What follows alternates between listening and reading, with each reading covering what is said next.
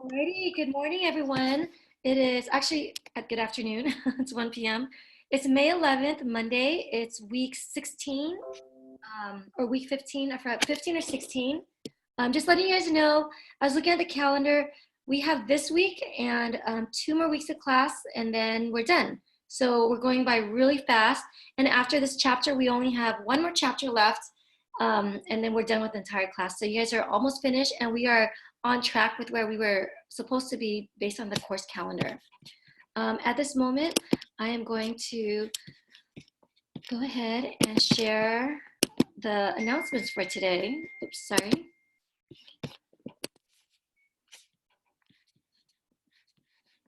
Okay.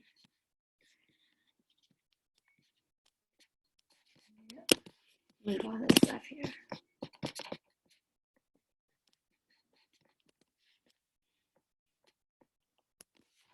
All right, so today we're going to be working on solving log functions and the word problems. So we are at the last 7 topics for this chapter.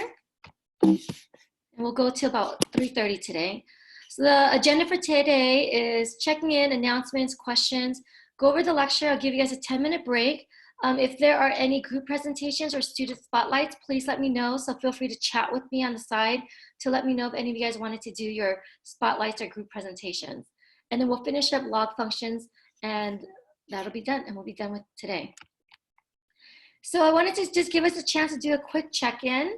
So I'll call on a few people. So the question, yesterday was Mother's Day, and it's kind of a unique Mother's Day, right? Normally Mother's Day, we would take our loved ones to a restaurant or go get a massage or something. So it was very different this year, right? So you can answer one out of the 2 questions. If you're a mom, how did you feel appreciated as a mother this season? So again, because of the shutdown, things are a little bit different. So I'm curious to hear how you felt appreciated by your kids or your spouse or whatnot. And if you're not a mother, the second thing is, what quality about your mother figure do you appreciate this season? So again, it doesn't have to be your mom, because I know some of you guys, things might be strained with your mom, or your mom might not be present in your life, but any mother figure in your life, what quality did you appreciate about her? And as you guys are thinking about that, I just actually wanted to show you this video that someone sent me that made me cry a little bit. It's only 1 minute. It made me cry a little bit, tear up, not really cry. So I just want, as you guys are thinking about that question, here it is.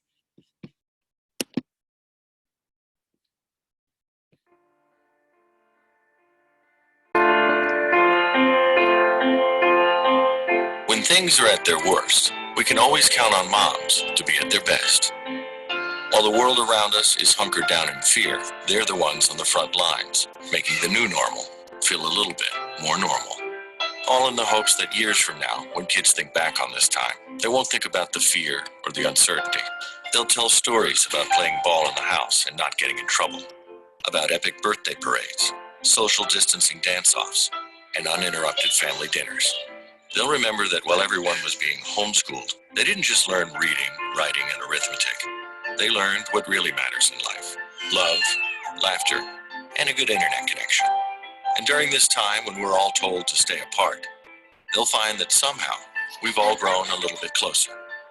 So that one day, when this madness is all finally over, when this new normal goes back to normal, our children will one day tell stories about how in the spring of 2020, the world did not stop.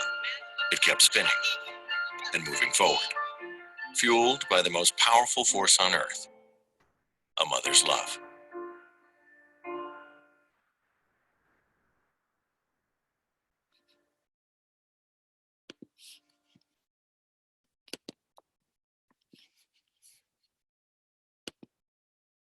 Alrighty, so let me go ahead and just call on a few people. And Garrett, I always start with you if you don't mind.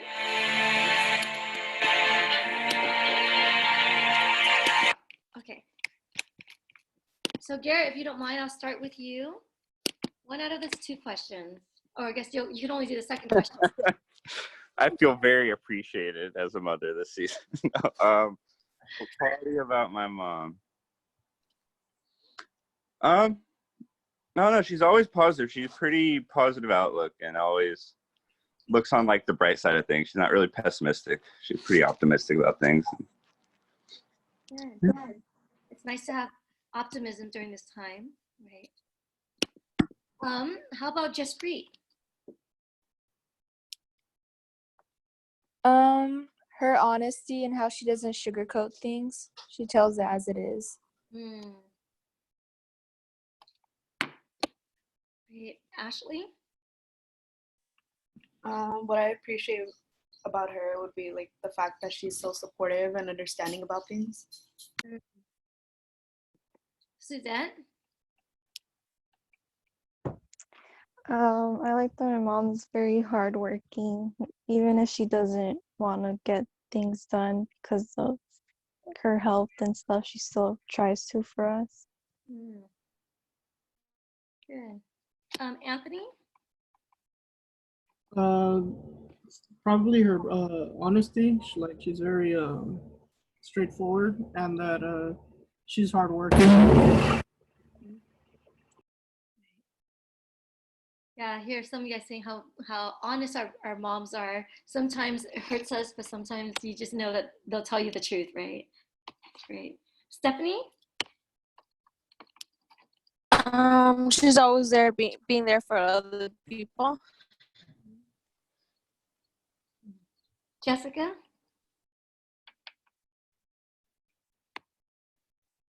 Jessica, can you hear me?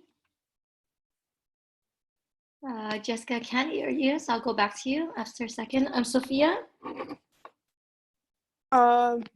She's very strong and hardworking. Like, she's a CNA and she's working in a nursing home right now. And even though it's scary, she still does it because she knows people need to be taken care of. Wow. Great. Victor?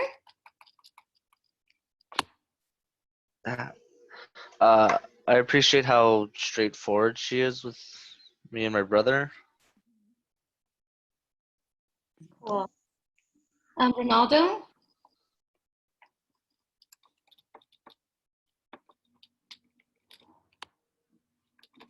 Ronaldo? Okay, Ronaldo, I cannot hear you. So. Yeah, I'm here. Okay, there you go. Okay. That she's always supportive, all the time. Supportive. Hannah? Hannah, can you hear me? Hannah? I see that you went off mute, but I don't hear you. So I'll go back to you, Hannah. Maybe you can figure out your mic system. Jessica? Does your mic work? Yeah, it works. So with my mom, a quality that I really love about her is that she is super supportive and she loves unconditionally. She's always there for me whenever I need her, and that's what I really appreciate about her. Good. Sophia. Oh, Sophia, you already went. Sorry. Victor, you already went. Ronaldo, Hannah, Melissa.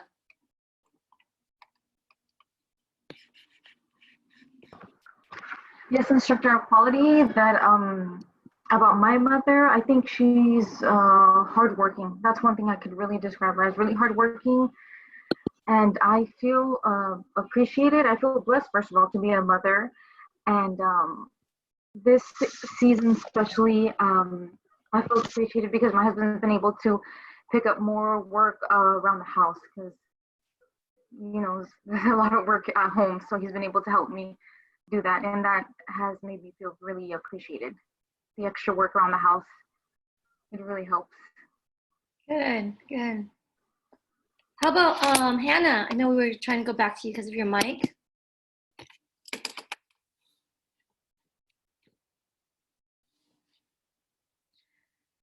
Hannah, I don't hear you.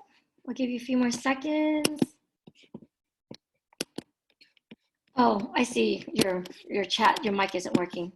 Okay, no worries. Did I miss anyone? Did I get everyone? All right, great. This for me, I felt appreciated this season as a mom. My boyfriend, he did a Mother's Day lunch outside his backyard, and he appreciated his mom, and he also invited me and my kids as well. So we were in the pool swimming, and then he ordered Maggiano's. So I felt really appreciated in that way. So that was really nice. And I really appreciated my mom and all the mother figures in my life as well, especially during this time. It's a risk for my mom is senior citizen, and so are my other mother figures in my life, but yet they still call me a lot to check up, or they would bring food to my house to drop off stuff for me. Even though they feel like it's a risk for them, they still do that. So great. So I heard a lot of common themes you guys shared. The unconditional love from your mom, how your moms are straightforward, how they're hardworking people, how they're very optimistic, some of them, and how they're very supportive of you, especially in life. So those are great things to have to have someone in your life be like that. Thank you for sharing. The homework, going over what to expect for homework this week. The log functions, we're going to finish up the last 7 chapters today. So we did the first 7 topics last week, and I asked you guys to finish at least 7 by Sunday, so that today you only have the other 7. That'll be due tomorrow on Alex by midnight. And then on Wednesday, we'll have a quiz on it. So the quiz will be available all day on Wednesday. During the Zoom session on Wednesday, we'll go over a practice quiz, and we'll go over that. So hopefully that'll help you prepare for the quiz itself. And then after the quiz, we're going to have a practice exam that's due on Sunday. So the practice exam is on the past 2 quizzes, meaning on logs and on functions and exponentials. So again, the practice exam is based out of the last 2 quizzes that we have done in the last 2 chapters. So if you study those 2 quizzes, you'll be in good shape for the practice exam, and then the exam itself will be next week. If you haven't done student spotlights or group presentations, please let me know as soon as possible so I can leave time for you guys to do it. And the SLAs as well. You have to do 5 by the end of the semester. What to expect next week? I think next week is week 17. And then the weekend after that is Memorial Day. So there's a week there, a day that we won't have class on May 25th. We won't have any Zoom. But on week 17 next week, again, the practice exam is due on Sunday. On Monday, we will have a live exam on Zoom, just like how we did the previous exam. So that's Monday. And then Tuesday is when exam corrections are due, so send to me via Canvas. And then on Wednesday, we'll have our Zoom on the last chapter, which is on conics. And as of now, the Alex gradebook should be updated. So if you guys are missing anything, let me know. Garrett's tutoring hours on Discord are still available right here. My YouTube channel is still up as well. All right, does anyone have any questions on any of the material or on anything at all in terms of the class? If you guys have any personal questions to me about extensions or your gradebook, whatever, feel free to ask me that privately, but anything else? Oh, Melissa, I see your message. Let me check to see, and if I have it, I'll have you present today, Melissa. If not, feel free to send it to me on the Canvas group chat or the Zoom chat privately. Okay, thank you, Professor. Yeah. Does anyone have any questions about anything I said or any problems from this last chapter that we just did?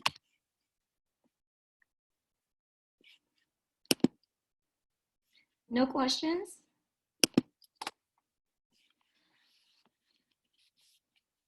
Alrighty, so let's go ahead and go into the last worksheet. The last worksheet is on log functions. So it's chapter 9 for Math 130, but this is chapter 11 for Math 140. So go ahead and get that out right now. Let me go ahead and change screens real quick. Alrighty, so last week we were talking about log functions. And when we talked about log functions, we talked about how it's related to exponential functions. And we realized that log functions are inverse of exponential functions. And that's why we talked about inverse functions in the previous chapter. We talked about the relationship between logs and exponents. that if you have this formula for log, or that you have this expression for logs, you can easily change it to an exponential, or vice versa, going from an exponential to a log. And I showed you guys how to do that, and I talked about the analogy, or the analogy of Abraham Lincoln swinging his axe to chop a log. How you start from the base and then you swing around to the exponent and then you chop down. So that's how we did that.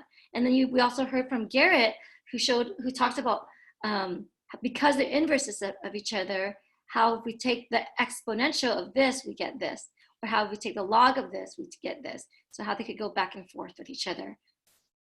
Okay, and there's a picture of Abraham Lincoln that I drew to remind you of the visual of starting from the base, swinging your axe and chop. Okay, and then we also talked about properties of logs, and there were 3 main properties. And the main properties are, if you're adding 2 logs, you could condense it to make it 1 log by multiplication. And we talked about how it's kind of like an accordion that you kind of pull out and in, right? So an accordion that you could make it to 2 logs and then condense it to 1 log. And if you have a subtraction of 2 logs, you can condense it using division.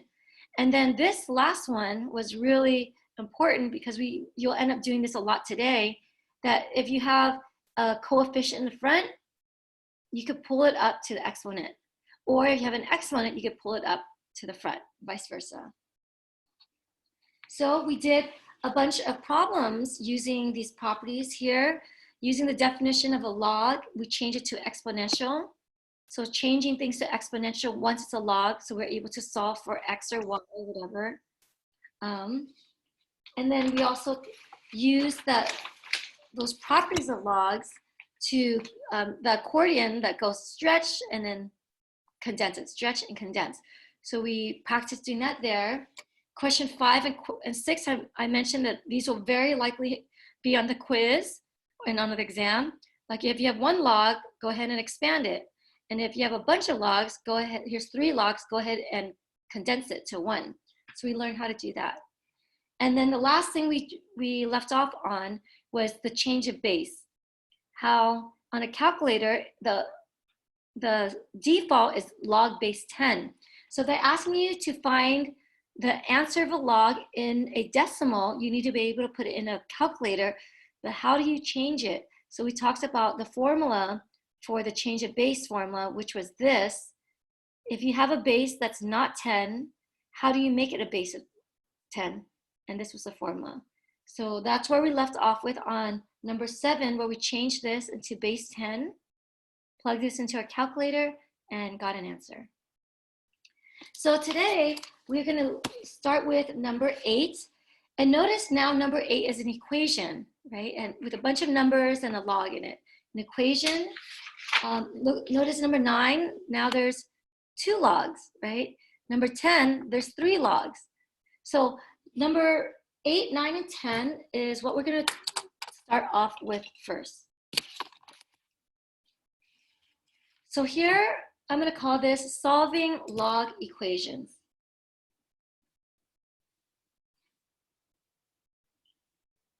Solving log equations.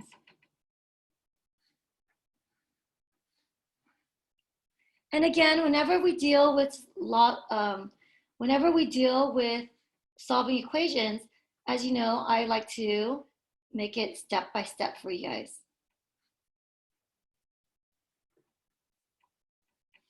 So if you follow these steps, you won't fall. And if you're falling, it might be because you're skipping some steps. So the first thing you do is when you see a log equation, the first thing you do is gather all the logs to one side of the equation. And anything, when I say that, that means if it doesn't have, if it doesn't have a log, then bring it to the other side, right? So gather all logs to one side of the equation, right? So here's a bunch of logs all on one side of the equation. Pretend you're making a campfire, right? So gather all logs to one side of the equation. So now I'm gonna let's start off with let's go ahead and start off with number 8. So number 8 here,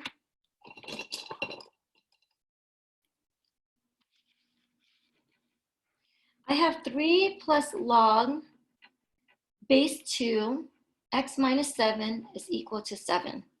And remember, log base 2 x minus 7 is stuck together, right? It's like an arm or it's like a head and a body. Do not detach it.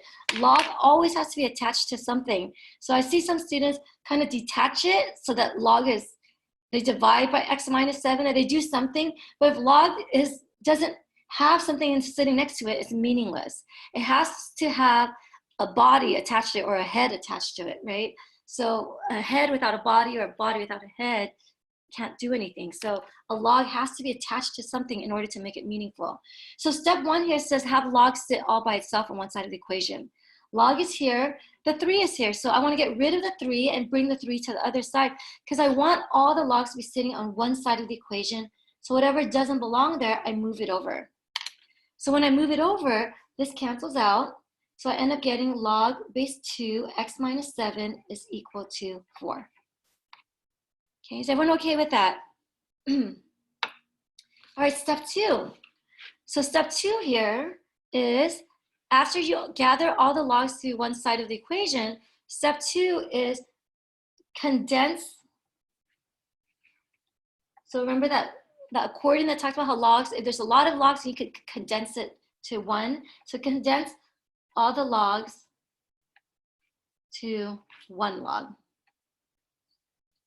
So in this problem, there's only 1 log. So step 2 doesn't really do anything. So here in step 2 for this problem, it's already done, right? There's only 1 log. But in other problems, like the ones that you'll see in the next problems, you'll see 2 or 3 logs. And if it's 2 or 3 logs, then you need to condense it to make it 1 log. And once it's just 1 log, then we could go on to the next step, right? And this is why in last week we talked about the properties of logs. How do you condense and expand logs? And this is the reason why you want to be able to condense it like this. Okay, so now that you only have 1 log, step 3 is to change the log expression to an exponential. So you're going to change the log to become an exponential. So to change a log to an exponential, reminder, how do you change a log to an exponential? Well, remember, if I have log, so say I have a, b is equal to c. If I have log base a, and here's its head or body, log of b is equal to c. If you want to change this to an exponential, right, we start off with a base, so we have a, and then we swing our axe to the other side to have the exponent c, and then we chop down is equal to b, right? So just a reminder that this is the definition of how you go from a log to an exponent. So now that I have this here, I have this, so I'm going to change this to an exponential. So I'm going to start with a base 2, and then I'm going to swing my axe to the other side to the highest exponent. So when I swing my axe, it goes high up into the air, and then I chop down to the other side. So when I chop down, I am getting is equal to x minus 7. So now no more logs. So when you do this, you should have no more logs. So at step 3, as a result of step 3, you have got rid of the logs. So step 4, now that you got rid of the logs, step 4 is simply just to solve for x.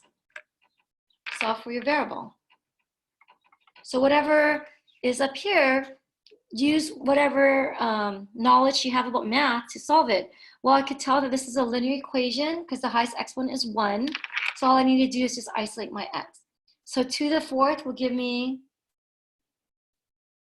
16 is equal to x minus 7. I'm going to add 7 to both sides. So when I get that, I get 4, 5, is equal to 23.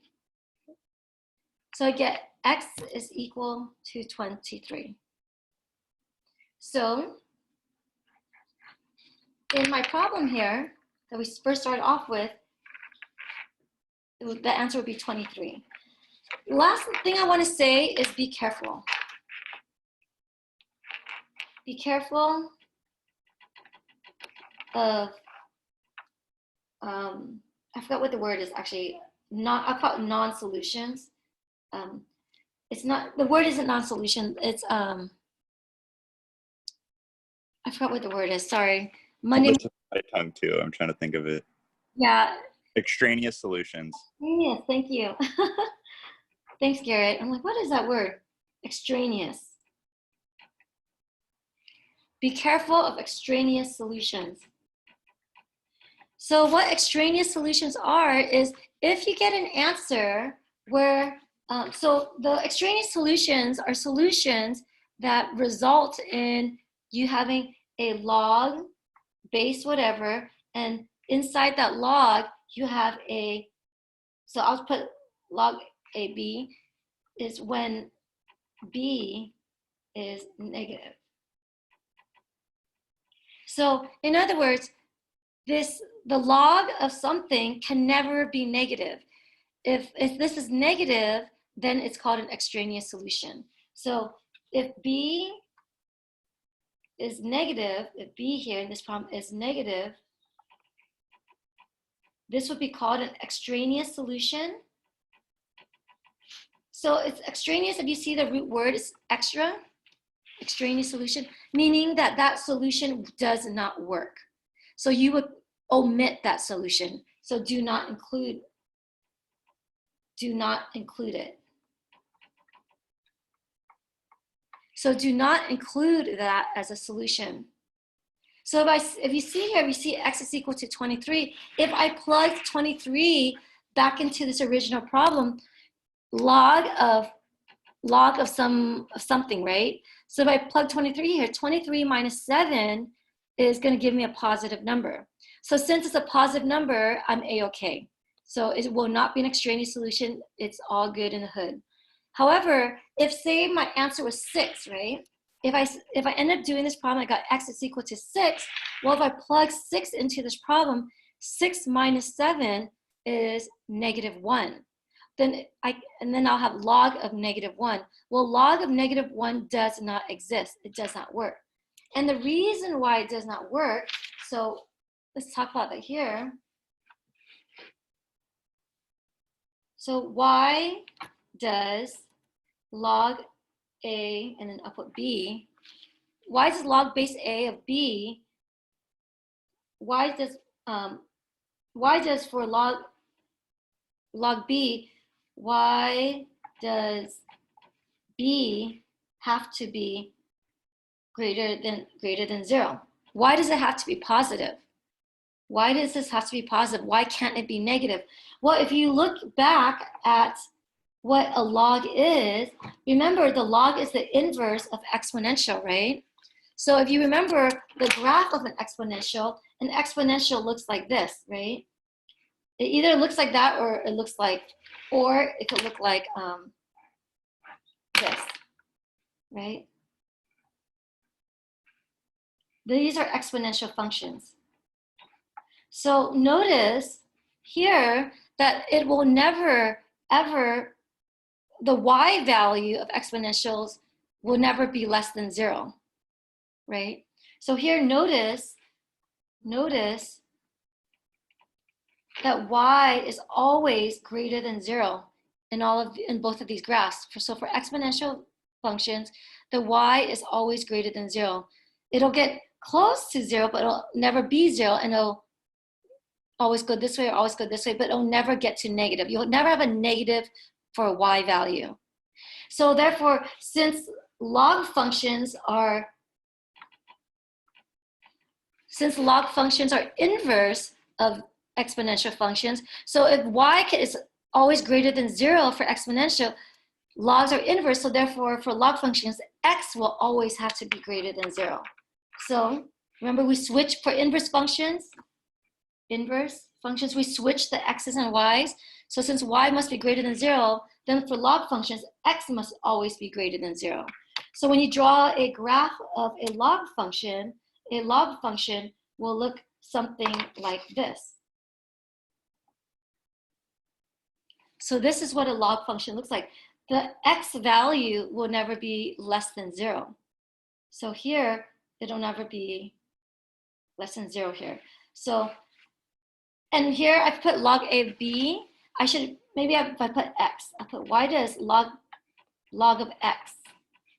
So the x value of the log, right, whatever's I say like the head and the body attached, if the body here is x, that body has to always be positive, right? Because the domain here is always positive since it's the inverse of exponentials. So that's the reason why. Does anyone have any questions? Garrett, did you want to add anything to that, or?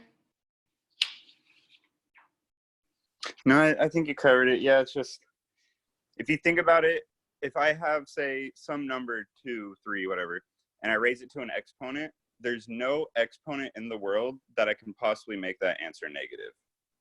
That's the way I kind of look at that, is you can't have the solution to an exponential become negative in any way. Right. So if I had 2 to the x power, right, this will always be greater than 0, right? You can't ever make this a negative. Is that what you're saying? Yeah, that's what I'm saying. Yeah. So if you put 2 to the 1, it'll be 2. 2 to the 2, always it'll be 4. Even if you had a negative up here, if you had negative 2, you know, that would be 1 over 4. You'll never have a number as a result of an exponent. So therefore the input of log will always have to be positive. You express the same idea with the graph. The graph, right? Saying the range can never be negative. Awesome. Okay, so let's go ahead and take a look at number 9. So let me have you guys try number 9. So number 9 here, in case you don't have the worksheet. Number 9 here, it says to solve for x, so I have log base 5 x plus 3 is equal to 1 minus log base 5 x plus 7. Okay.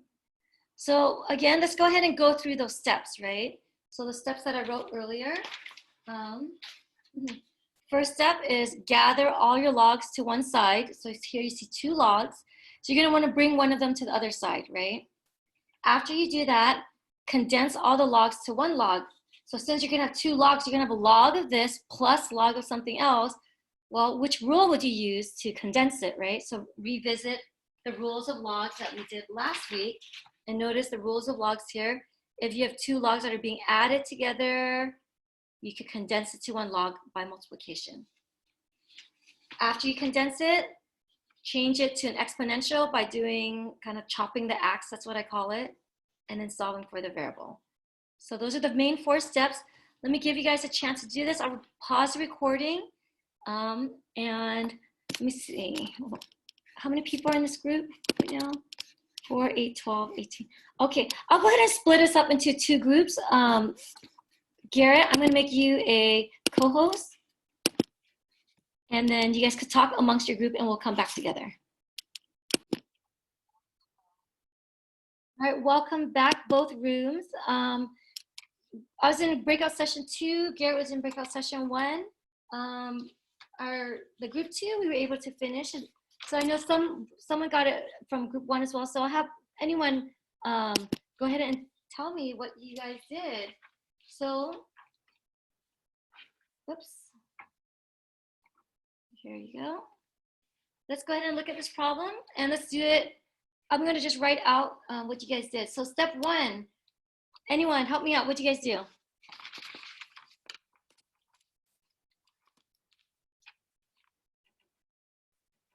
You add log of base 5 plus, x plus 7 on both sides. Okay, great. So I'm going to go a little bit fast. I'm assuming you guys did this in your groups already. So great. So we added this log to the other side so that we could get all the logs to one side. Great. Step 2, what do you guys do next?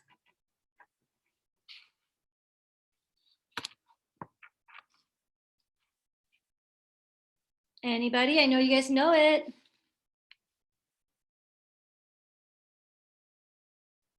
Instructor, is it FOIL, the x plus 3, x plus 7? FOIL, yep. So the reason why we're foiling is because we want to condense the logs. Right? So we're gonna condense these logs, these two logs, we're gonna make it into one log, and we're gonna make it into one log by multiplying the two polynomials here. So these two logs became one log, and then like you said, we're gonna multiply these two. So when we multiply these two, what did you get when you multiplied those two?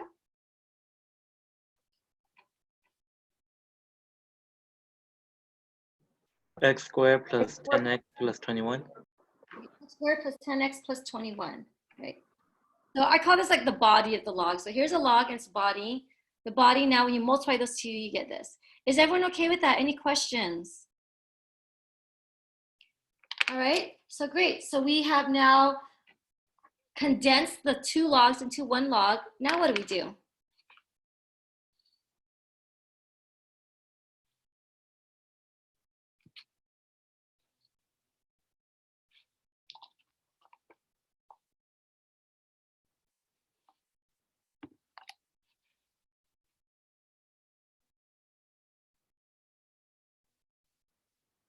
Anybody?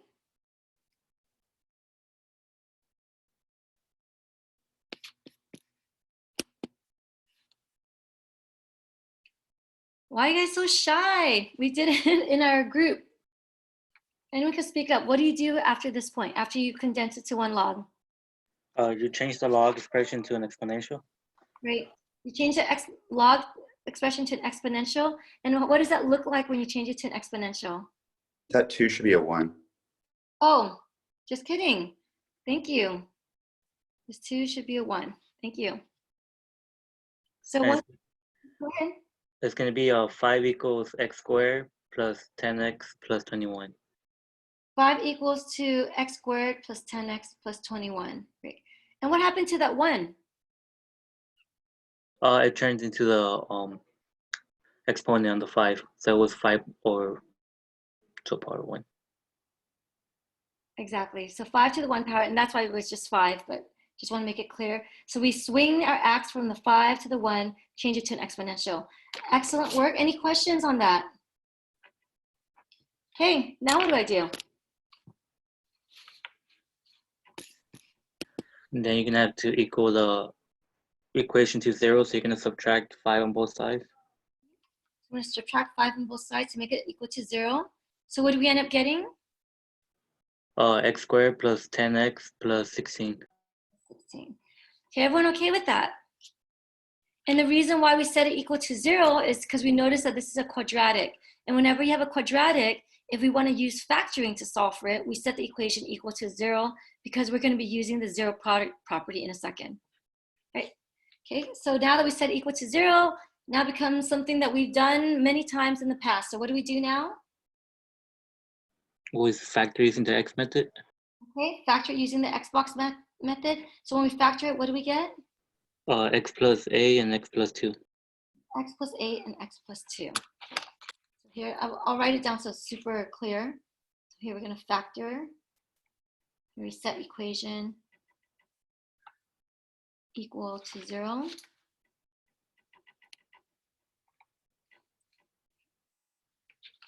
Actually, I'll just write out the steps super clear just in case. So here, the first step, bring logs to one side. Here we condense the log. And here we change to exponential. Great. So now that we have 0 is equal to x plus 8 plus times x plus 2, we use a zero product property next. So what is x equal to? -8 and -2, but only one of them works. Great. So x equals -8 and -2 using the zero product property. And step 5, last but not least, we're going to check for extraneous solutions. So which one does not work? -8. -8. If you plug -8 into the original problem, you get -8 plus 3 that'll give you -5. So right away, -8 doesn't work. Does -2 work? Yes. Yeah. Plug -2 here, you get a +1. If you plug -2 in here, you get a +5. So the bodies of the logs are still positive, so you're A-okay. So the answer is x equals to -2. Awesome. Any questions on that? No questions? Okay, let's go ahead and do number 10. So number 10 is a little bit harder because there's 3 logs now. So number 10, log of 16 is equal to log of x minus 1 minus log of 6. And notice in this problem, there's no base, right? So if there's no base, what can you assume the base is going to be? 100. Not 100, close. Sorry. Okay. So here, so the invisible base 10. is 10, right? So again, if you don't see a base here, you're like, what the heck? That's because there's an invisible 10 there. So if it's not there, just assume that it's 10. You don't have to write it down, but just letting you know there is a base there. It's just that they don't need to write it if it's a 10. So let me give you guys a chance right now to go ahead and do exactly what we did before. This one's going to be a little bit tougher just because it's 3 logs, but do exactly the same steps. Gather all the logs to one side, change it to 1 log, change it to an exponential, and then solve it however you would solve an x accordingly. So I'm going to pause this real quick. All right, welcome back, everyone. Let me wait until everybody gets back real quick. This meeting is being recorded.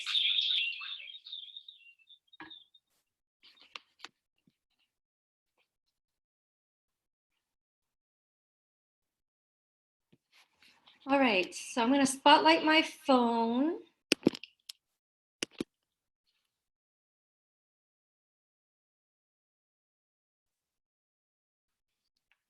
So let's take a look at this. Ay, caramba.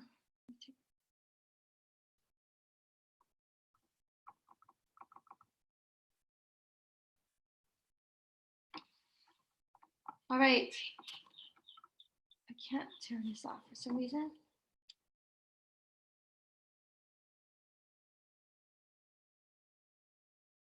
Oops.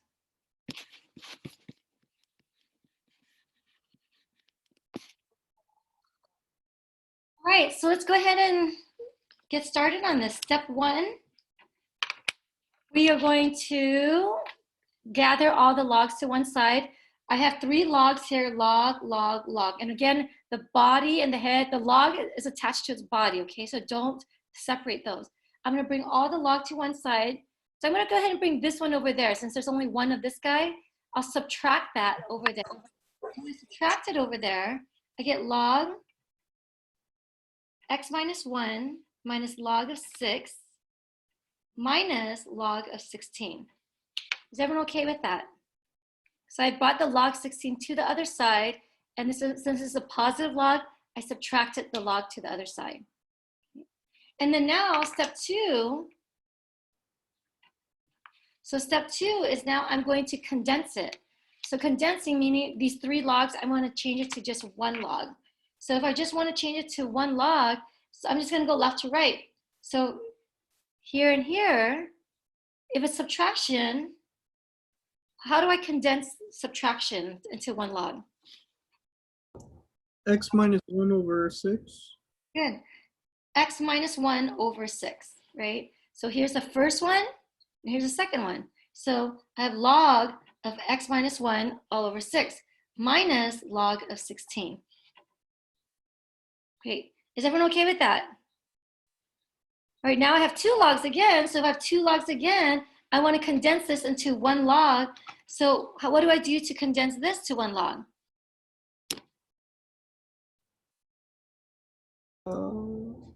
X minus 1 over 6 over 16.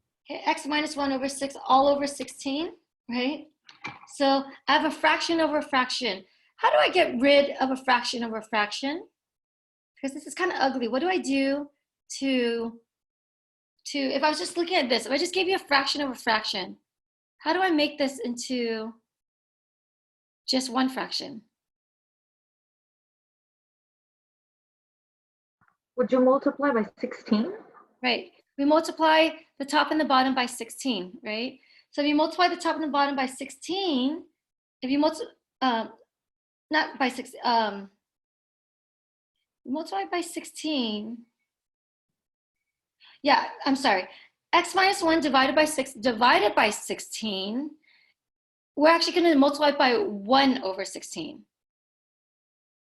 right? So if you think of this as, if you remember complex fractions, if you have a fraction of a fraction, to make it simplified, you can multiply the top and the bottom by, to make this denominator equal to 1, I'm going to multiply by 1 over 16, right? 1 over 16 will make this become a 1, right? So now the denominator is just 1, which is what I wanted. Whatever you do bottom, you do top. So I multiply the top by 1 over 16. So when you multiply by 1 over 16, you get log of x minus 1 divided by 6 times 16 is 96, I believe.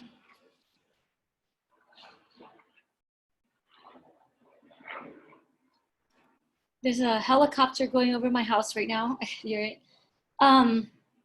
Is everyone okay with that? So whenever you have a fraction over a fraction, which is called a complex fraction, what you can do is get rid of it by making the denominator equal to 1, right? So 16, to make the denominator equal to 1, 16 times 1 over 16 will give you 1. And whatever you do bottom, you do the top. So I multiply by 1 over 16 on top as well. Or you could think of it as x minus 1 divided by 6 divided by 16. When you divide something by 16, you multiply by its reciprocal. So the reciprocal of 16 is 1 over 16. So you can think of it either way. So now when you multiply these two together, x minus 1 times 1 is just 1. 6 times 16 is 96. Okay, is everyone okay with that? Any questions? Right? If not, let's go into step 3. So step 3 is, now we're going to change this to exponential. So we start off with the base, we swing the x over, and then we chop. So what is the base in this problem? 10. 10, right? There's an invisible 10 here. So if you swing your x, what do you end up getting? How do you change this to an exponential? Start off, To the 0 power. right? 10, and then you swing your x to the other side to the 0 power is equal to, and then you chop, right? X minus 1 over 96. Okay, so we changed it to an exponential, we got rid of the log. Good job, Anthony. Well, what's 10 to the 0 power? 1. Just 1, right? So the rule of exponents is anything to the 0 power will always give you 1, right? So 10 to the 0 power is that.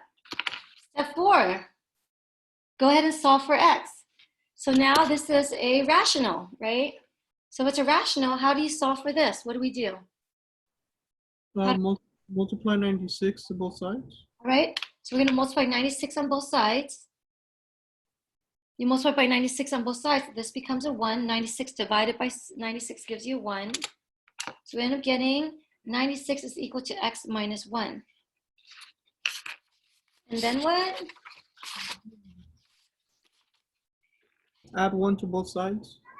Add 1 to both sides, so we end up getting x is equal to 97. Okay, step 5, we're going to check for any extraneous answers. 97, does 97, if I plug it into the body of the log, will it work? Is it okay? Yes. Yes, right? Log 97 minus 1 is still positive, and that works.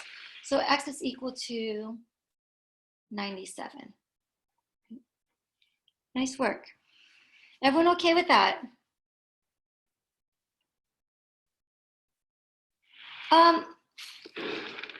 notice, I just want you guys to notice something. Like if you try to check your answer, if you wanted to check it, if you put 97 in here, you're gonna get, if you try to check your answer, you're gonna get log of 16 is equal to, if you plug 97 here, 97 minus 1 is 96, log of 96 minus log of 6. I see some students do this and they're like, wait a minute, 96 minus 6 is 90. That does not equal to 16. So they said then that answer doesn't work. So they think 97 is not the right answer because when they just do subtraction, they said 96 minus 6 is not equal to 16.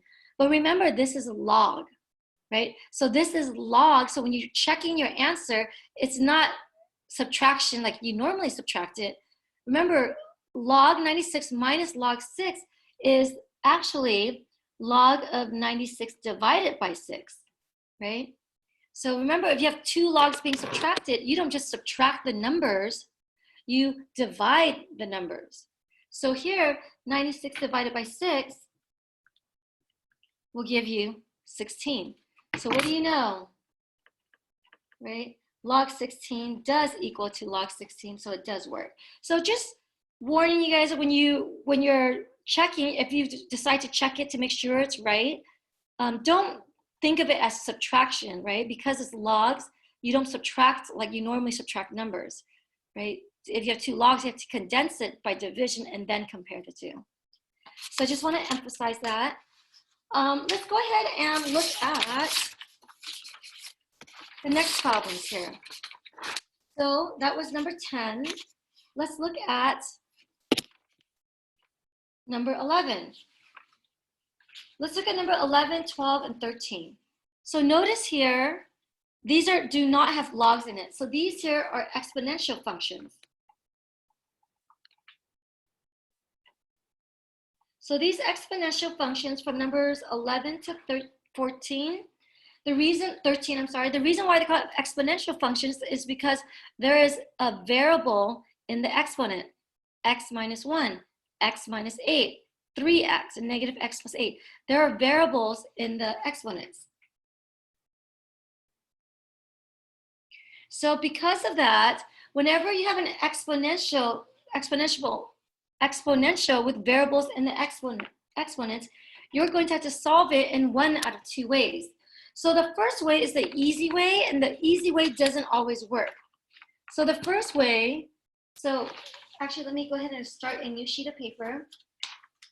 If you have an exponential function,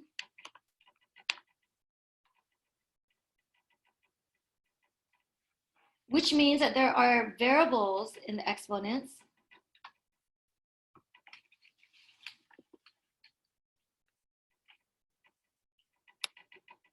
the first way you do it, method 1, which is the easy way to do it, but doesn't always work,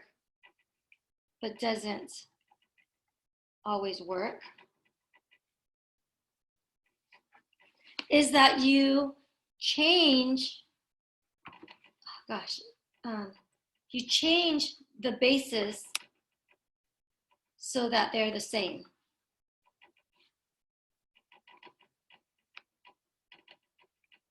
And then compare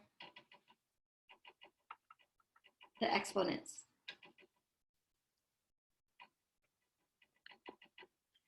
So change the basis so that they're the same and then compare the exponents.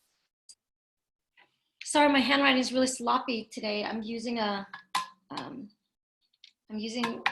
my homemade dish rack, and it's not high enough for my pen to go up. So in other words, if you have a of m is equal to a of n, if you have the same basis, then you can say that then you can compare the exponents. And that's if and only if you can create the basis to be the same. So we did a problem like that where we were able to create the basis so that they're the same when we looked at number 2, or I'm sorry, so we looked at number, number 2 in our worksheet. So an example was number 2 when we end up getting that 3y is equal to 1 over 27. If you guys remember that, what we did was we made this base into a 3. So we made this base here, 1 over 27. We said that this is 3 to the negative 3, right? So because 3 to the negative 3 is the same thing as 1 over 3 cubed. So this is the same thing as 1 over 3 cubed. Because when you take out the negative, you bring it down to the exponent. You bring it down to the denominator. So that's 1 over 27. So once you have the same basis, then you can set the exponents equal to each other. So that's how you solve for that. So as you can see, though, we can't always create the basis to be the same. So now when we look at number 11, so we looked at number 11 here, I have 8 is equal to 4x minus 1, right? Can I make 8 and 4 to have the same base? Can I rewrite 8 with the base of 4? Actually, we can. I just realized this. You can. This is example 11. 8 and 4. What base can have them both look the same? 2. Would it be 2? Good, good. So 2. If I set them both with a base of 2, 2 to what power will give me 8? To the third power. The third power. 2 to what power will give me 4? 2. 2, right? So the 4 here becomes 2 squared, and the 8 here becomes 2 cubed. Perfect. And don't forget this x minus 1. So I'll have 2 squared times x minus 1. So the 4 became 2 squared, and there's an x minus 1 right there. So now that the bases are the same, I can now focus on the exponents and set the exponents equal to each other. So here I have 3 is equal to 2 times x minus 1. So these are looking at the exponents. Because the bases are the same, we can now compare the exponents. So go ahead and solve that. We end up getting 3 is equal to 2x minus 2. I'm going to add 2 to both sides. So 5 is equal to 2x. So x equals to 5 over 2. So that becomes the answer to number 11. Because we were able to change the base so that the bases were the same, and then we can compare the exponents. Okay, does anyone have any questions on number 11?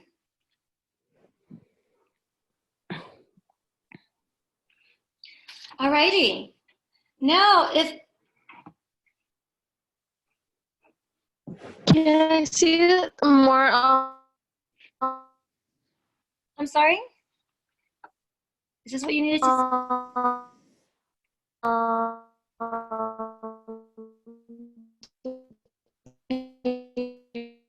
I'm sorry, I can't hear you.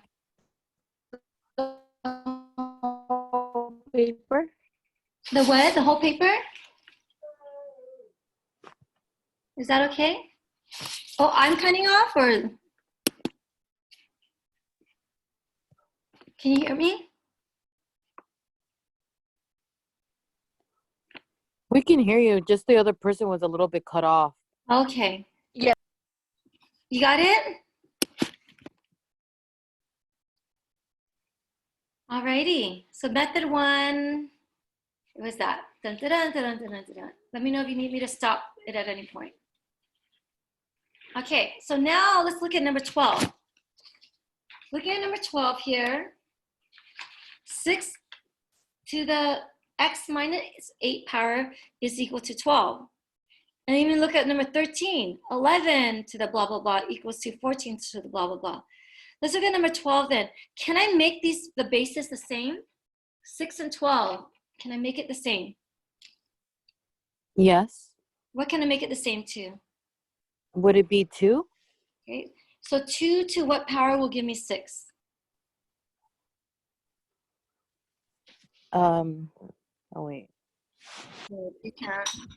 Yeah, you can.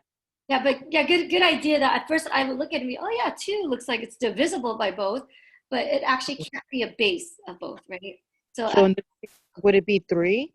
so 3. Oh so, wait, sorry, 3 times. Yeah. so No, 3 what power give you 6? So it'd be 3 to the second power, and then for 12 it would be 3 to the fourth power, right? 3 Good to the job. second is 9, isn't it? Yeah, if you did 3 to the second power, 3 times 3 is actually 9. Oh, I'm sorry. Yeah, that's what I meant. My Oh, apologies. I think we're going through multiplication. That's right. Yeah. And 3 to the fourth power would be 3 times 3 times 3 times 3, which will not equal to 12. But I like your thinking. I like the way that you're processing through that, right? Kind of go through the numbers. Does 2 work? No. Does 3 work? Well, 3 times 3 is 9. That's not going to work. So the end all is that we cannot make this the same base. So when you cannot use the same base, we do method 2. So method 2 is when method 1 doesn't work, right?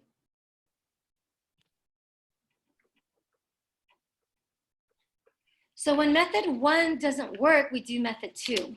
So in other words, when you can't make it the same base. So here, what you're going to do, the big idea is you're going to log both, apply log to both sides of the equation.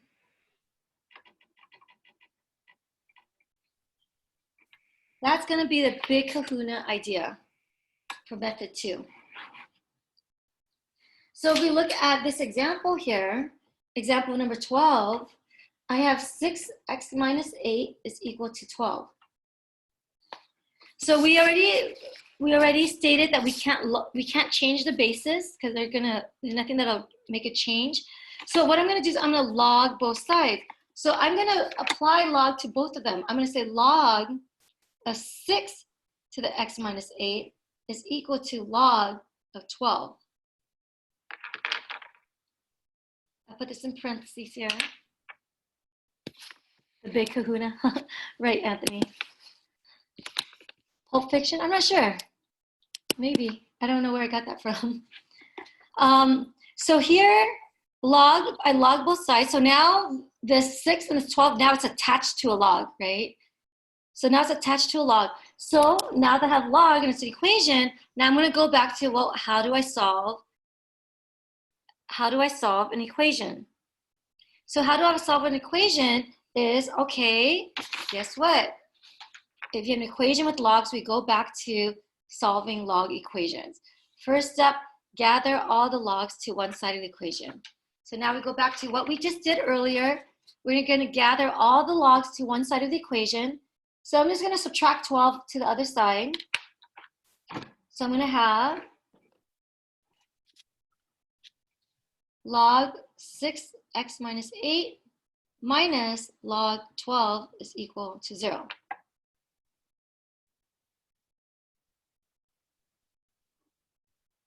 I'm just wondering why this looks so messy, but I'll figure it out as we go along. Okay, now go ahead and condense it. So let me give you guys a chance to go ahead and try that real quick. Go ahead and go through the steps. I'll put this on recording on pause. Go ahead and go through the steps that we did with solving log equations. All right, so at this point, you guys might be getting kind of stuck, right? Kind of like, okay, this is getting really messy and whatnot. So one of the things that I actually wanted you guys to see that I actually didn't mention, when you see this exponent out here, do you guys recall that rule where if you have log of something with an exponent, what do you do with that exponent? Do you guys remember these rules, the properties of logs here? If it's something with an exponent, we can actually carry it outside. So we're going to use this third law here just to actually make our life a little bit simpler. So actually, before I do this, so I kind of misled you guys. I'm sorry about that. Before we do that, and Garrett pointed out, so thank you, Garrett, the x minus 8, we could actually carry this to the front. So this exponent here, let's bring it out to the front. And that was actually the reason why that you log something. The reason why you log both sides, because you're like, wait a minute, it was this and we logged it. Why did we do that, right? Well, the reason why we log that is because we want to use that third property of logs, where if you have an exponent, you could bring it out to the front. So now the variable is no longer an exponent, but the variable is a coefficient in front. So this x minus 8 here, this whole x minus 8 here, I'm going to bring this out to the front. So I'm going to get, and make sure you put parentheses, right? X minus 8, bring the whole thing out in the front. X minus 8 times log of 6 is equal to log of 12.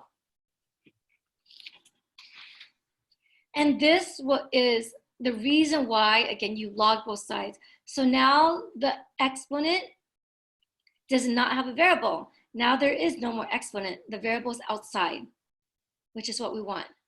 So now we can solve for x. So remember, the main idea of this problem is to solve for x. So now that we have this out here, I can solve for x.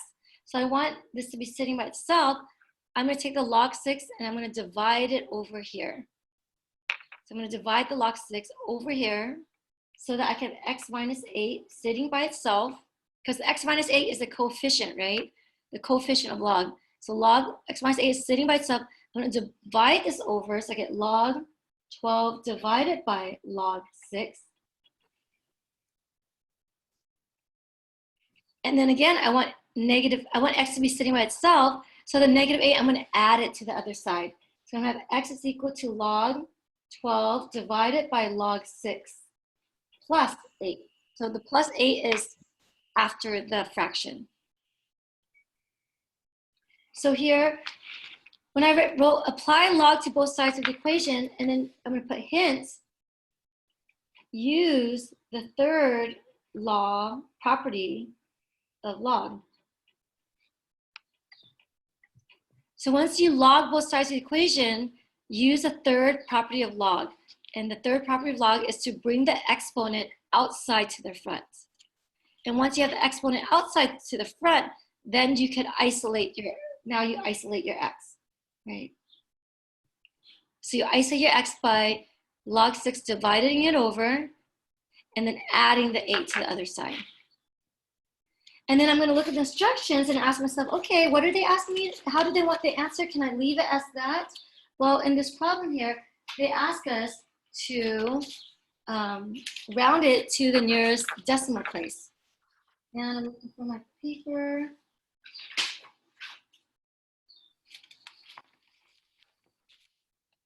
Can't find it for some reason. Where is it? Oh, here it is. It says round your answer to the nearest hundredth place, and do not round any intermediate computation. So don't round numbers as you're going towards the answer.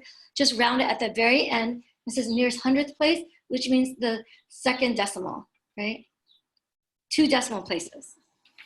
So here, I have that. So now at this point, you want to plug this into your calculator. Well, notice it's already base 10. So if it's base 10, you're all good in the hood with plugging into your calculator, because your calculator is already base 10. So I'm going to take log 12, log of 12, and it opens up a parentheses automatically for me, so I have to close it. Log 12 divided by log, it opens up a parentheses, because again, log has to be attached to a body, right? You can't just have log. So log of 6, I close the parentheses, I press enter, I get this big thing, and once I get that, I'm not going to round it. You round it at the end, don't round it along the way. And then I'm going to add 8 to the answer. So when I have that, I just press plus, so it takes the previous answer, and I add 8 to the previous answer, so I end up getting this. And they asked me to round it to the nearest 2 decimal places, so 9.386. Second decimal is 8. I look at the number after that, it's bigger than 5, so this becomes 9.39. So my answer here becomes 9. X is approximately equal to 9.39. And that becomes your answer.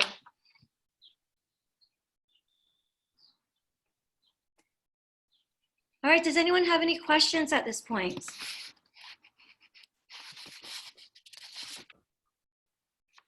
All right, so we have question 13 right here.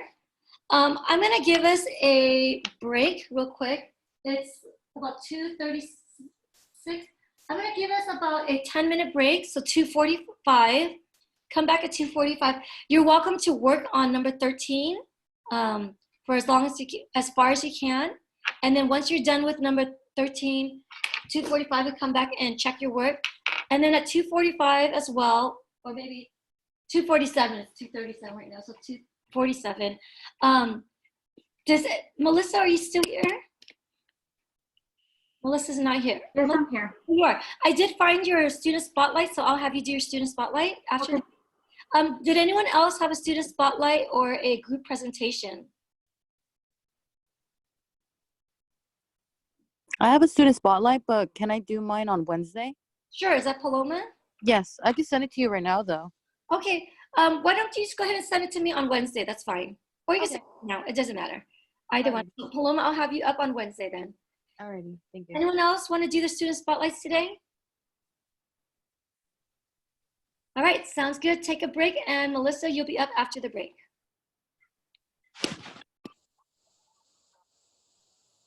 Alrighty, so with Melissa's permission to record this part, Melissa, you are up. Thank you, instructor. The upper right-hand picture is a picture of me and my husband when we got married, and it was actually 7 years ago today. We got married on May 11th, 2013. And the picture right in the middle is the most recent family photo that I took last year in December of 2019. We had been wanting to take a Christmas picture since my daughter was born, a Christmas family picture, but we never really got to it until last year. Wow. My uncle's a photographer, and he actually offered to take the picture because we had gone somewhere else to go inquire because he lives a couple hours away from here. Mm-hmm. But he offered, so we took the drive. It was free, so we took the drive to his house, and he took our family portrait for Christmas. But that's the most recent picture. The one on the upper left is my daughter when she was about to turn 1, and now she's 5 years old on the most recent picture on the Christmas family photo. That's her. She's 5 now. She's my only one, and she is a handful. She still keeps me busy, just one. So I can't imagine you having 2 little ones, Professor. Kids, you know, they always need help. Right. But going back to my wedding photo, my husband and I met at church. I actually have been going to church since my elementary school age. So I'm thinking maybe about 1st, 2nd grade. I probably started going to church, and my parents have been going to church, my grandmother too on my dad's side. So it's a few generations that we've been going to church, and that's actually where I met my husband. We got married there 7 years ago. And the middle picture, the one with the nurse, that's what I ultimately want to go to school. I felt like I've been going to school for years to try to complete all my prerequisites and other classes, but I applied to the nursing program last year in the fall. Unfortunately, I didn't get in this year in the spring. So I'll reapply, and hopefully I can get in this fall of 2020. I'm hoping to get into the LVN program. And ultimately, I would like to also do the RN program at LPCC if that's possible. But I don't know, it's hard to get in. I've heard from other students too, it's really hard to get into the RN program at LPCC, but anyhow, I will still try. So that's my future goal. That's what I'm working towards. And then the bottom lower left-hand picture, this year in January, I actually got diagnosed with breast cancer. So it's been, luckily, thank God, it was caught at an early stage. So I had surgery just last month. Oh, wow. And then actually today I had a call with the hematologist, and she gave me some good news. She told me that because my cancer technically didn't really spread and it was caught in an early stage, I don't really have to have chemotherapy. So they can just probably knock the rest of it down with just radiation, which is a blessing, I think, because I wasn't sure what was going to happen. But I think it was pretty difficult because I was diagnosed in January, And then everything with the corona really popped up in March. So that really got me thinking a lot, because I was asking, speaking with my husband, I'm like, I'm going to be going through surgery and then treatment during this coronavirus can be really scary, you know? Breast cancer itself is scary, but having to go through treatments during coronavirus is even scarier. But that's when I really had like my faith in God kick in. And it kind of like, I was afraid, but I couldn't let like fear take control of me, you know? I had to place my faith and trust in God, knowing that He was going to take care of me. Wow. So luckily, everything's going well, and I thank God for that. Wow, I'm so glad. So you just did you did radiation, and then it took care of it? Yeah, I'm actually going to start radiation, I think, in about a month. So I'll be starting radiation. So I'll probably be having that during the summer. Okay. And then they'll see what how that turns out. But yeah, luckily I didn't have to have the chemotherapy. And my mom actually was diagnosed with breast cancer too about 8-9 years ago. But hers was a little bit more advanced, so she really needed all treatments possible. Wow. Yeah. But thank God she's still alive. She's here with us. So yeah. Mm-hmm. Well, thank you for sharing that with us, Melissa. I'm so glad that you caught it early on and it hasn't spread, and that you guys are taking care of it now. Yeah. Thank you, instructor. I appreciate that. Thank you. You know what? I have because I had a mammogram, my first mammogram ever. I just because I just turned 40, and they found something, so I actually have to come back in June for them to do a follow-up. So I've been thinking about that in the back of my mind as well. So no, it is scary, honestly speaking. It is scary. And when I first went to the doctor back in January, I thought about that, because I'm like, well, I do have a family history of breast cancer, but I was like, I'm only 31. Right. I didn't think of it, you know? Yeah. But God knew. So, and I'm glad everything's going fine. I feel good even after having surgery just a month ago. Everything's going fine. Right. Yeah. The surgery was for the breast cancer? Yes. Mm-hmm. Oh, okay. Wow. Okay. Maybe I'll talk to you more about that if things don't pan out on my side. Thanks for sharing. Does anyone else have any comments or questions for Melissa? I just want to say happy anniversary, and the picture Thank you. Absolutely adorable. Thank you so much. Thank you, Garrett. I appreciate it. My husband had to work today. Every year, honestly, we try to do something, Professor, even something small, as mini trip. But he was off 3 weeks to be able to take care of me after surgery. So he just went back to work last week. So this is kind of like the first year we don't really do anything. And plus with the coronavirus, I don't think we would have had, been able to have a chance to do anything anyways. But thank you, Garrett. I appreciate that. Thank you very much. I just saw Anthony's comment on the chat that he said, that he had gone through something as well. Mm-hmm. And yeah, I don't know if you saw his comment, and that no chemo is a big win. So yeah, thank you so much, Anthony. I appreciate all the help. My mom's really been walking me through it, because she went through it all 8 years ago. Right. So it's really helpful when people say something like that. It really encourages you. I appreciate that, Anthony. Thank you. Awesome. And I'm really glad that even though you didn't get into the program first, and now you're trying again. So I hope you. Yeah, because I applied last year in the fall and I didn't get to it. I didn't get to get in the program, but I will apply again in this fall. Hopefully I can get in this fall. I know I didn't get in the spring, but hopefully I can get in the fall. Right. Great. That's great that you keep going at it. Some people try once and they quit. So you are a fighter, my dear. Thank you. Yeah, cute kid, cute daughter, 5 years old. I can totally feel you. 5 years old is crazy. They're crazy at 5, but it'll get better. Trust me. All right. Any other comments or questions for Melissa? I want to say that I appreciate her saying her faith in God basically took away the feeling of fear.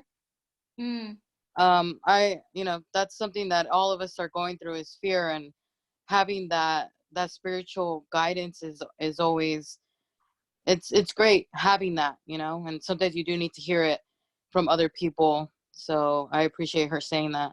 Thank you, Paloma. Thank you. Yeah. Holding on to something sturdy during these times is really important. So I'm glad you have your faith. Yeah, exactly. Great. Thank you, Melissa, for sharing. Yes, thank you. So again, if any of you guys haven't had a chance to share your student spotlight yet, it is for credit. It's easy credit, and it's a fun way for us to connect. So please let me know. We only have a few more classes left, and I would hate for the last class, like 20 people want to do it at once, right? So please let me know so we'll space it out. All right, so we're gonna go ahead and continue with our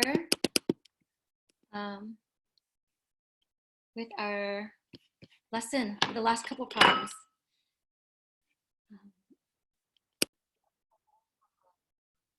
All right, so we left off in question 13. So I'm gonna go over that with you guys. For those of you guys that did it, you guys can help me out.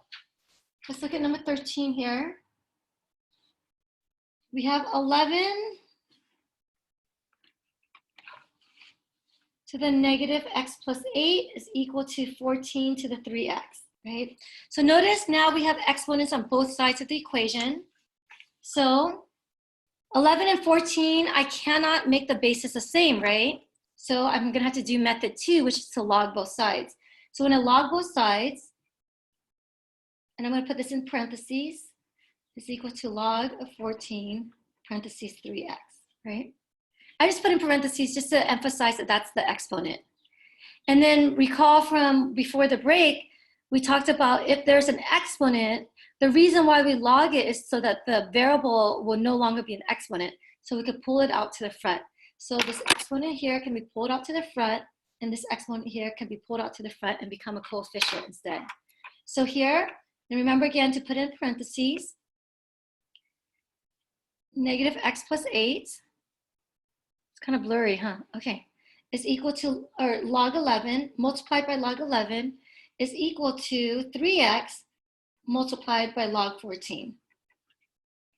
And this problem here states to write the exact answer using either base 10 or base e. So we're not going to plug the answer into our calculator. We're going to leave it as logs. So I want x to be sitting by itself.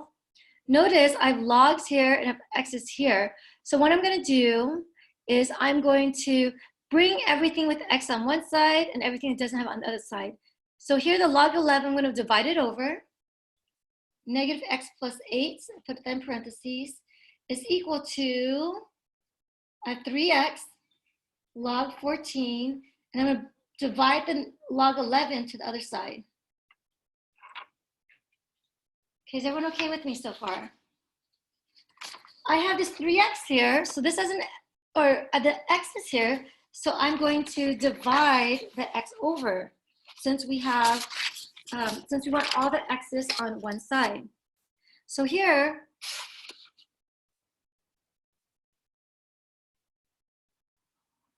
sorry, I'm trying to think of, make sure I'm doing this right. I'm going to bring the x over here. I'm going to divide the x over here. So I have negative x plus 8 divided by this x is equal to 3 log 14 divided by log 11. You need, Professor? Did I do something wrong? Go ahead. Yeah, you need to, and so go up 2 steps. So 1 step from where you are, that one. Yes. Distribute the x's and bring the x terms to the same side and factor it out. Oh, that's right. I should distribute this through, right? Yeah. Right. Okay. Thank you, Gary. I was kind of wondering. Yeah, no, these ones you can get lost in thought in doing it. But what you always want to try and bring the x terms to the same side and factor it out. Right. Thank you, Garrett. Thank you. So as you can see, math professors, we kind of get lost in our own work as well. So here, notice I'm doing all this and I'm like, oh my gosh, this is getting kind of messy. So already in my mind, as I was doing this problem, I was like, shoot, I have an x over x. This is going to get really messy. I'm wondering if I should have done something different. And the answer is yes, I should have done something different. And Garrett pointed it out that perhaps instead of doing what I just did right here, notice that there's parentheses here. Why don't I get rid of parentheses first? So why don't I just go back to the basics of solving equations? And the back to the basics of solving equations is get rid of parentheses, right? So get rid of parentheses, so distribute it through before I do any of this fancy stuff.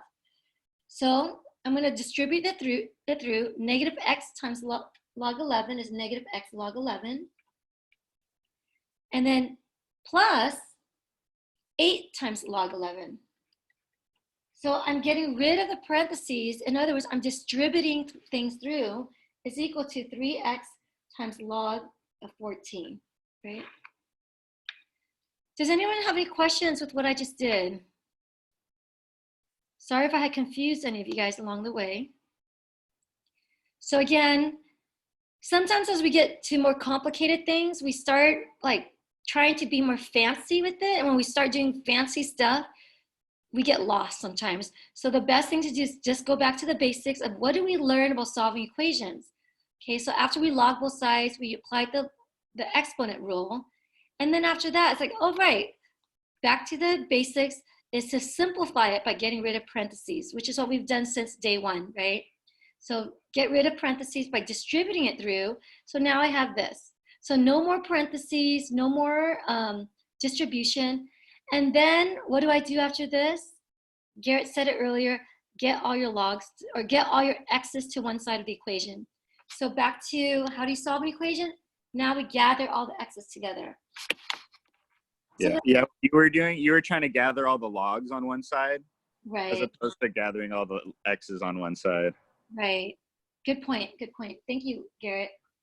So here I have x here and I have x here. So I'm going to gather all the x's together. So I'm going to add this to this side.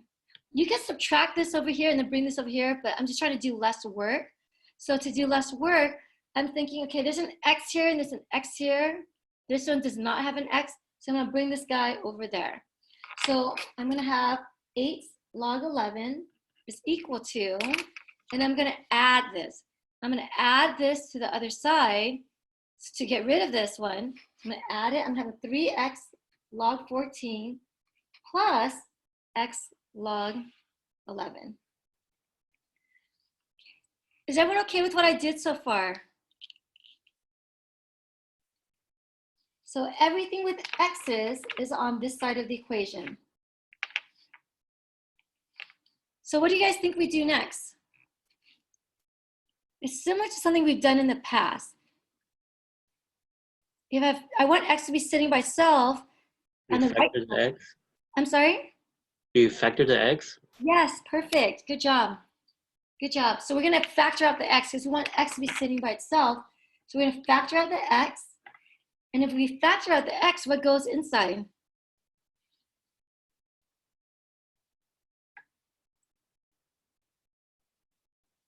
Three log 14 plus log 11, right?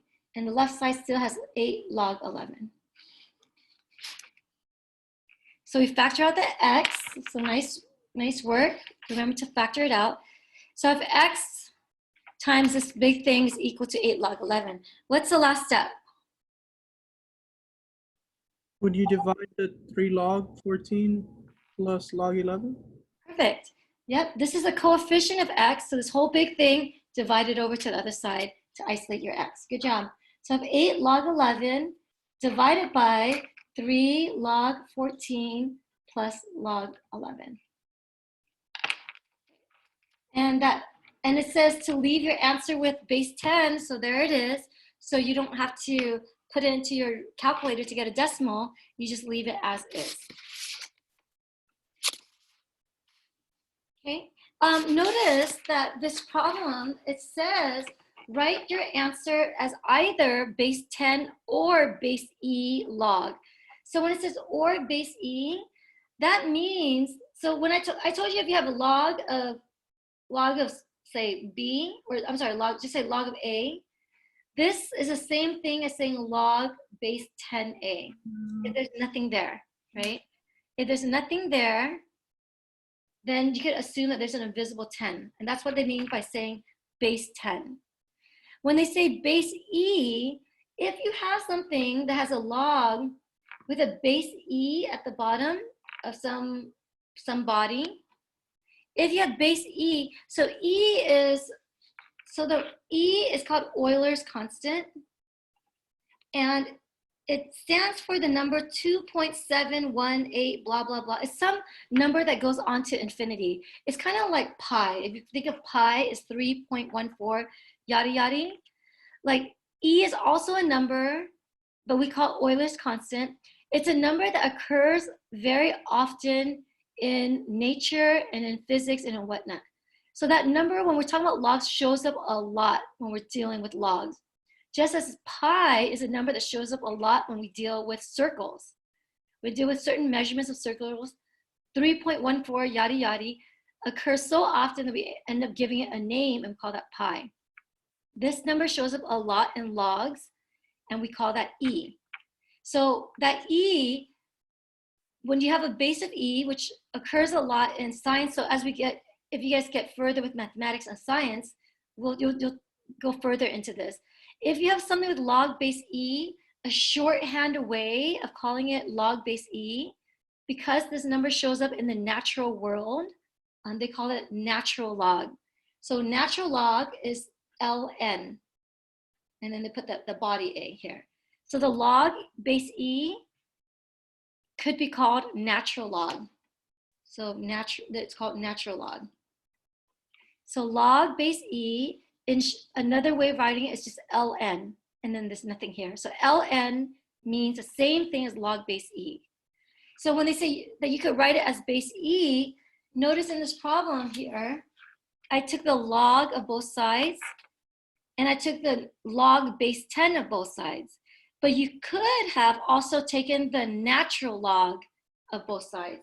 So if you took the natural log of both sides, you could still get the same similar answer. So if you go on Alex, in this problem here, they would have accepted either answer, either log base 10 or natural log, right? So it's the same answer, both of them.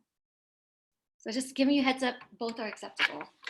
We don't talk too much about log base E in this class. We kind of just introduce it, but you won't see it. We won't be going in depth with it. I just wanted to make a note. Why they're choosing that is you can either, because in the very beginning of this problem, we took the log of both sides. Mm-hmm. We can also take the natural log of both sides, or we can take the log of any base of both sides. Mm-hmm. Just the most common ones we choose is either going to be base 10 or base E. Mm-hmm. Right. And this kind of goes back to what I was talking about switching between the exponential and the log, Mm-hmm. of taking the log of both sides kind of thing. Mm-hmm. Right. Great, thank you, Garrett. All right, any questions on this, on 11, 12, or 13, about solving log equations or exponential equations? All right, you can be sure that this will show up on a quiz and also the exam. Last but not least is question 14. So we have about 15 minutes for this, perfect timing. So question 15 here, question 14, I'm sorry. This is the last question on your, on this topic. Recall, okay, actually let's just read this. The number of bacteria in a certain population increases according to a continuous exponential growth model. So remember, exponential growth shoots up really fast, right? So if you think of exponential growth, it's something that goes like this, exponential growth. So we talked about things that grows like this, and we talked about social media, viruses, different things grow like this. But here we could see that bacteria grows like this, and that's what virus, virus, bacteria, etc., grows really fast, and sometimes that's why it's so deadly. So the number of bacteria here grows at a continuous exponential growth model with a growth rate parameter of 8.2% per hour. How many hours does it take for the size of the sample to double? This is a continuous exponential growth model. Do not round your answer to nearest hundredth, meaning put your answer in the calculator. All right, so recall in the previous chapter, we did compound interest, if you remember. When we did compound interest, we used the formula A is equal to P times 1 plus R over N to the NT. And that, yes, that is a formula you need to memorize. And we talked about this in terms of money. And compound interest is when the interest rate, or when the money is being compounded so many times a year. So, and remember the letter N? N stands for the number of times it's compounded per year, meaning the number of times that the interest is being calculated and accrued per year. So this is assuming that N is finite. So in other words, N is a finite number. It's either, you know, number 1, 2, 3, 4, 5, 6, 7, 8, 9, 10, 11, 12, whatever. It's a finite number. So when N is a finite number, this is what the formula that you're going to be using. When it's saying that it's being compounded N many times. Now, if you have something that's called continuous exponential growth, we could also call that continuous compounding. So when something is called a continuous growth. We can't see the screen. Oh, sorry. When you say called continuous growth or continuous compounding. So again, this could be with bacteria or money or whatever it is. But if you see the word continuous, right? The word continuous compounding or continuous growth should signal that you're going to use a different formula. And that formula is when N is going to be infinite. When N is no longer a finite number, but continuous means that it's constantly happening. Continuous is it's always happening. The growth is constantly being compounded, or it's constantly growing. It's not just, okay, twice a year, we're going to calculate the growth, or 3 times or 4 times. It's going to be infinite. So when N is infinite, so continuous growth, in other words, when N is infinite, then we're going to use a formula. And I'm in this class, you don't have to worry about deriving it or anything. In the future math class, if you choose to take one, we can derive it. But the A is the amount at the end of so much time is equal to P. So it's going to start off the same as compound interest, or it's going to a finite number of times. It's going to start off that way. And instead of 1 plus R over N, instead of that, it's going to be E. And E is that Euler's constant that we just talked about. When we talked about natural log of something, E is that base. E, again, is that constant in your calculator. If you look at this calculator here, there's a letter E right on top of natural log. So that E is actually a real number. If you put E to the first power, you're going to get 2.718, yada, yada, yada. So E is actually a number, not a variable. So instead of 1 plus R over N, you're going to put E instead. And then it says to the NT. So in our case, since N is infinite, we're not going to write N. It's going to be to the RT. R is the rate that's growing, and T is time. So let me write out what each of these letters mean again.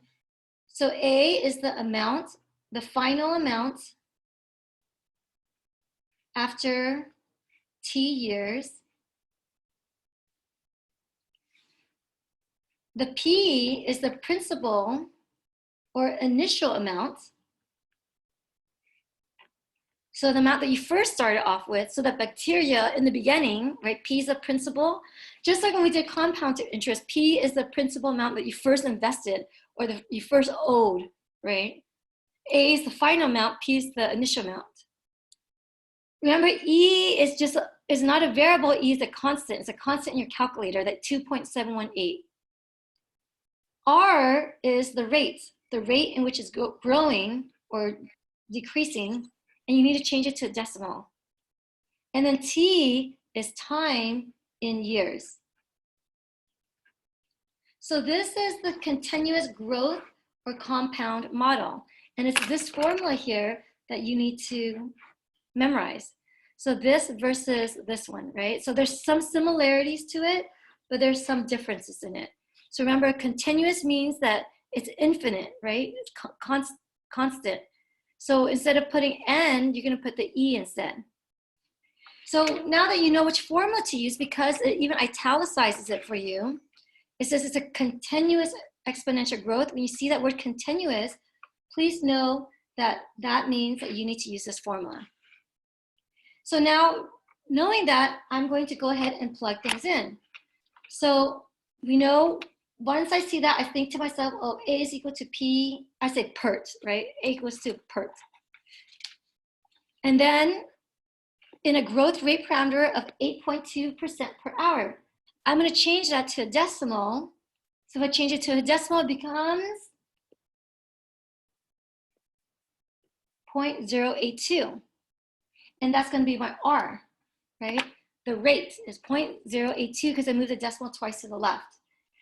And here it says, how many hours does it take? Okay, I'm sorry, this is by hours. And here I put years, but in this problem, they want it in hours, so which is fine, hours.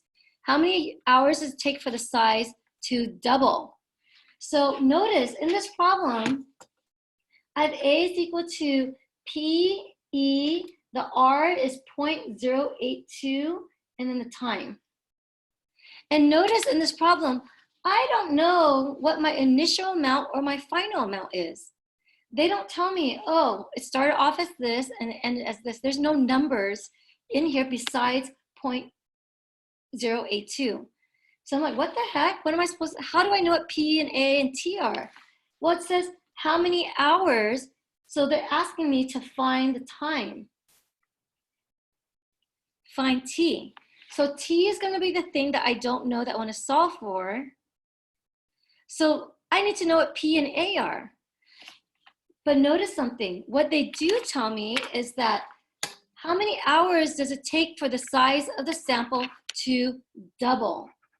So that means if I started off with an initial amount of something, I'm going to end off with something that doubles. So I could put any number in here for P and then double it for A because, so again, it doesn't tell me what the amount is, but it does tell me the relationship between P and A. How many hours does it take for the size of the sample to double? So A is going to be double whatever P was. Does that make sense? So if P was 100, what do you think A is going to be? 200. 200. If P is 5, what do you think A is going to be? 10. 10, right? So you just double it. So pick any number you want, right? So it doesn't matter what number you choose. For me, I'm going to pick the easiest number. The easiest number I'm going to pick is the number 1. If P is 1, what do you think A is going to be? 2. 2, right? I could have picked 100 and then put 200. I could have put 5 and then put 10. I could put anything for P and then double it. So it doesn't matter what you pick. So I like to pick 1 just because it's easy to work with. Since the final amount is double what's that of the initial. Does that make sense? All right, so now I want to solve for T, right? Well, 1 times this is the same thing as just, instead of 1 times that, I could just put 2 is equal to e to the 0.082t, right? Because 1 times that is just that, right? I don't have to put the 1. Notice my variable is in the exponent. So the variable is in the exponent. So since the variable is in the exponent, guess what? I'm going to have to log both sides, just like what we did in these other problems, right? I'm going to log both sides since the variable is an exponent. So I'm going to log both sides. And you could choose log base 10, or you could use natural log both sides. So I'm going to use natural log, but I'll let you know that you use either. It doesn't matter. So I'm just going to use natural log since we haven't done it. And I see this base e. It's going to be easier to do. If I natural log both sides, so natural log of 2 is equal to natural log of e 0.082t. So I natural log both sides. And the reason why we natural log is because, or log or natural log, is because we want to move this out to the front. So remember, that's the goal of why we log both sides. So we move this out to the front. So here I have natural log 2 is equal to 0.082t times natural log of e, right? So I move this out to the front to get 0.082 times natural log e. I want to solve for t. My goal is to solve for t. So, and just letting you know, natural log e, the reason why I did natural log is, guess what? If you put natural log e into your calculator, natural log, and then I put e to the first power, the answer is just 1. So that's one of the definitions of natural log e. Note that natural log e is always equal to 1. So that's really nice. So right now I have natural log 2 is equal to 0.082t because the natural log e just became a 1. I'm going to solve for t by dividing both sides by 0.082. And this problem says to put this into my calculator and round it to the nearest hundredth, so 2 decimal places. So natural log 2, I'm going to put ln, there's an ln in your calculator here, ln 2 divided by 0.082. And when I do that, I get 8.453. And notice the second decimal or second place is 5. The number after that is lower than 5. So when I round it, it just becomes 8.45. So the t, or the time, is 8.45. And we said this is in hours because that was the problem. So the answer then is that it will take 8.45 hours to double this bacteria. This bacteria that increases at a rate of 8.2%, it'll take 8.45 hours to double the amount from which it started. So again, when something says double, I just put 1 and 2. If it says triple, I'll put 1 and 3. If it says quadruple, I'll put 1 and 4, right? Or you put whatever number. I see an E here, so whenever I see E, I like to put natural log because I know if I natural log an E, it'll just become a 1.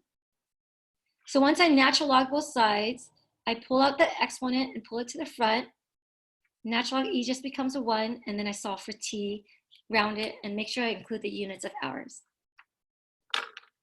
Okay, I know I might have gone through that kind of fast, but I will, this is recorded and I will post this up on Canvas. All right, does anyone, it's 3:30, so I want to honor the time. Does anyone have any questions at all? No questions? All right, so I will stay on here for a few more minutes, but reminder that this chapter is due tomorrow night.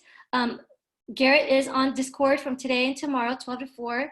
And then on Wednesday, we will have a quiz on this, but in Confer Zoom, I'll do a review of the quiz. And then that way, when you take your quiz, it'll be a little bit easier. All right, so I'll stay on for a little bit more. If you guys have any questions, feel free to ask me, and let me go ahead and stop the recording. Have a good day to the rest of you guys that need to head out.